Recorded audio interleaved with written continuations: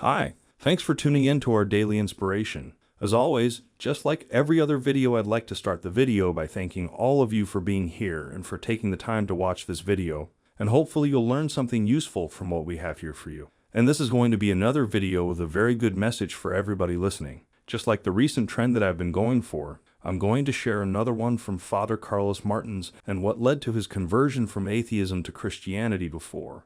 We need to be the salt of the earth.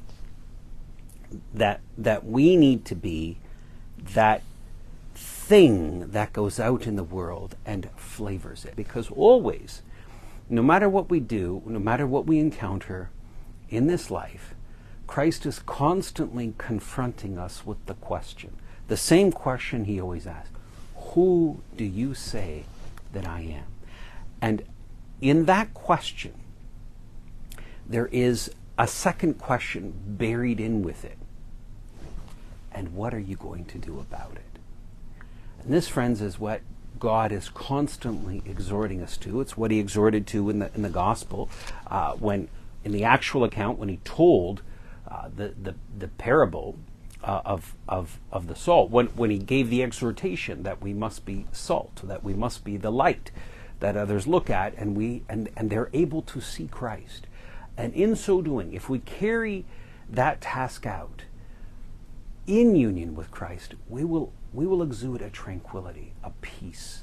God's peace will be present within us. And I tell you, friends, 27 years ago, encountering that peace in others, in Christians, is what converted me from atheism.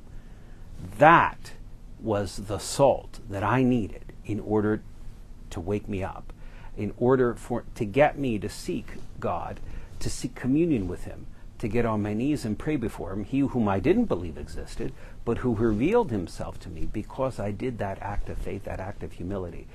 I had seen what was in others, and I thought, you know what? The witness of that is so powerful that it's worth me doing something that seems completely foolish. And my life was completely different because I did that. God revealed himself to me, and I wouldn't be here if I hadn't done that, but I wouldn't have done that if I didn't encounter those Christians whose heart was firm and whose hearts were firm and who exuded that peace of Christ, who exuded his tranquility, who had been completely flavored over by Jesus Christ in their being. Continuing from what Father Martins said, we should be the salt that adds flavor to the world. Jesus admonished his followers to have salt in ourselves and be at peace with one another. By this, he meant to preserve the quality that makes each of us a blessing to one another. Jesus refers to his followers as the salt of the earth. This is an admonition to stand against the world's corrupting influence in the same way that salt preserves food. Like so many other phrases borrowed from the Bible, such as being the apple of the eye, or a wolf in sheep's clothing, much of the original significance of meaning has been lost to us simply because of the passage of time and the natural differences between cultures, separated by thousands of miles and thousands of years.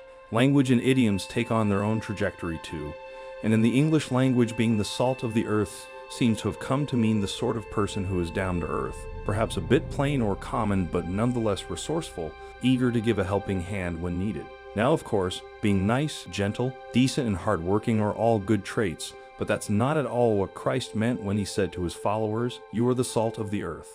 But if salt has lost its taste, how shall its saltness be restored? It is no longer good for anything except to be thrown out and trodden underfoot by men.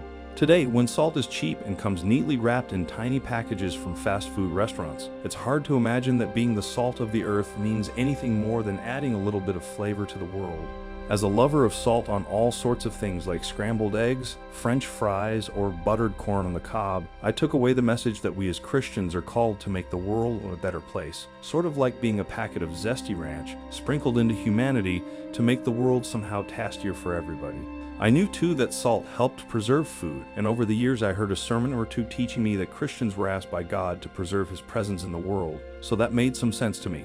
So the next time we hear someone speak of someone as the salt of the earth, let's dismiss from our minds any anemic meaning that a Christian's saltiness is merely about being a kind, decent, hardworking member of society. Although those are all well and good, we are called to so much more, to be emissaries and soldiers for the King of Kings, sharing his good news to all corners of the globe, just as Rome did, to bring the entire world into the family of God.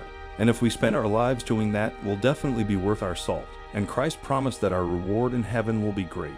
Well then, that is all for the video this time. As always, thank you so much everybody for taking the time to watch the video and for your support of all our channels.